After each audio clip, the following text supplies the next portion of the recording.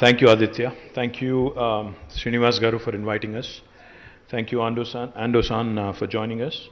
Principal Secretary Jayesh Ranjan, Jubilee Hills MLA Maganti Gopinath Garu, TSI CMD Narasimha Reddy Garu, to all the distinguished gentlemen in the gathering that I know, Sudhir Reddy Garu, Bhaskar Reddy Garu, Eram Raju Garu, and there's plenty of other champions and doyens of the industry, Hyderabad and Telangana industry.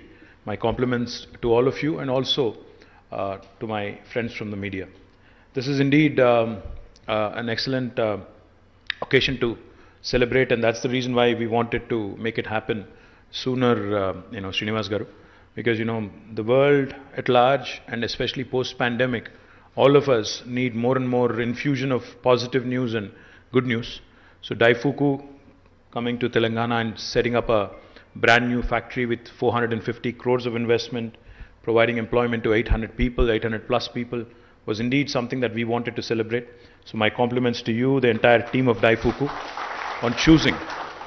You made the right choice, I can tell you. You've chosen Telangana and Hyderabad, you've made the right choice.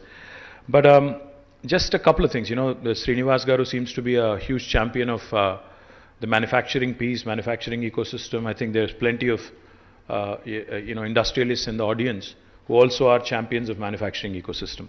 Before I came here, I had a meeting with the new US Consul General who's come to Hyderabad, Jennifer Larson. So she asked me a very interesting question. She said,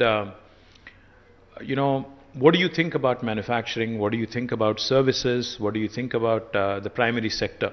As an industries minister, you need to obviously give me your perspective, your state's perspective, and how do you see this landscape changing over the next few years, next few decades?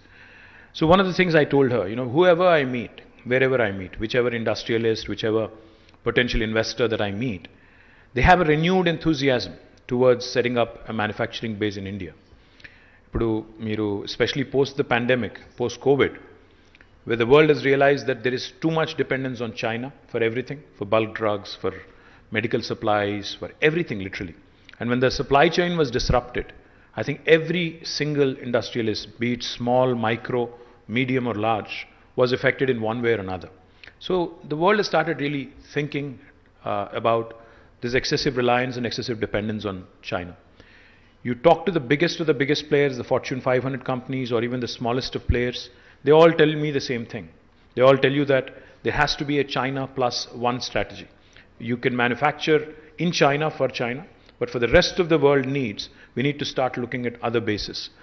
Now, because we are similar in terms of our sizes, China and India, 1.4 billion people, 1.4 billion people. So in terms of the workforce, in terms of think force, people will draw that oversimplified comparison and say, if we are moving away from China, a logical thing logical place to go to would be India.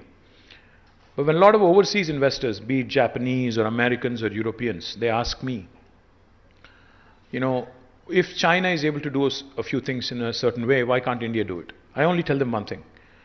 China is a country which is very homogeneous, which is very unique in terms of how it is structured, in terms of how it is controlled, in terms of how it is administered. But India is very different. India is a democracy to begin with.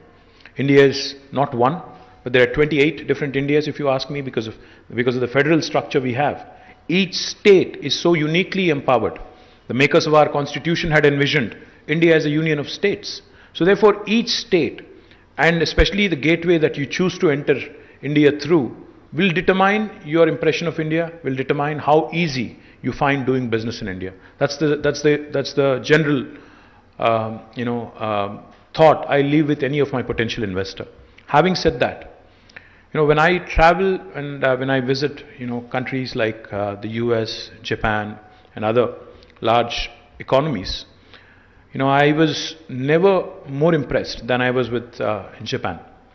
When I was in Japan, and going back to what Srinivas Garu was saying, one of the things that struck me, besides everything that is nice about Japan, the clean streets, the beautiful landscape, etc., the one thing that stood out in my memory, we had a meeting scheduled